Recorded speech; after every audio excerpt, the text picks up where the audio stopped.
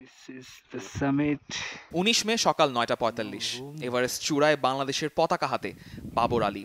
তার কিছুক্ষণ পরেই মায়ের কাছে ফোন এলো, তার ছেলে এভারেস্ট আরোহণ করে ফেলেছে। বাবরের এই অভিযানে চরম দুশ্চিন্তায় দিন কাটাচ্ছেন বাবা মা। এই বার্তা তাদের কাছে কিছুটা স্বস্তি হয়ে আসে। ও যাচ্ছে যেগুলো তো আমরা মানে নিতে পারতেছি না, কারণ ও যে ওখান থেকে সুস্থভাবে ফিরে আসবে। আসলে আমরা মা বাবার কথা, মা বাবার মনের ইয়েটা তো অন্যরকম, কারণ আমরা এইভাবে চ্যালেঞ্জিং কাজে আমরা দিতে চাইনি।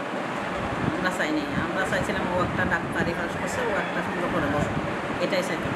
কিন্তু এটা হচ্ছে ওর নেশা।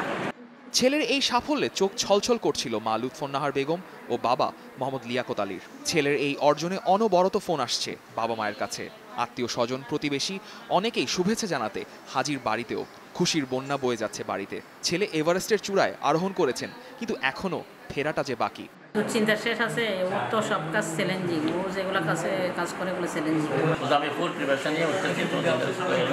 আমি মনে করছি একজন ডাক্তার হয়ে যে পাওয়াটা উঠবে, ট্রেনিং করে গেছে না, কোথায় না করে কোনো বিপদে কোনো হাত পা আছে, ডাক্তার হয়ে একদম এইসব প্রাইমারি করবে, এটা তো মানে একটা প্রফেশনতে যাইও না।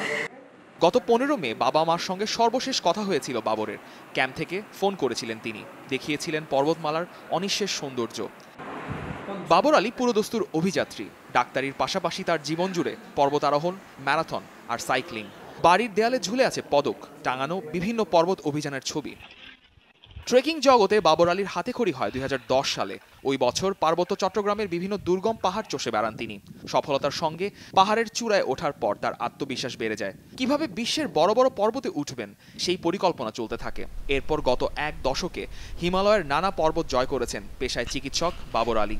এর মধ্যে ২০২২ সালে প্রথম বাংলাদেশি হিসেবে হিমালয়ের অন্যতম দুর্গম চূড়া আমা দাবলাম আরোহণ করেন বাবর।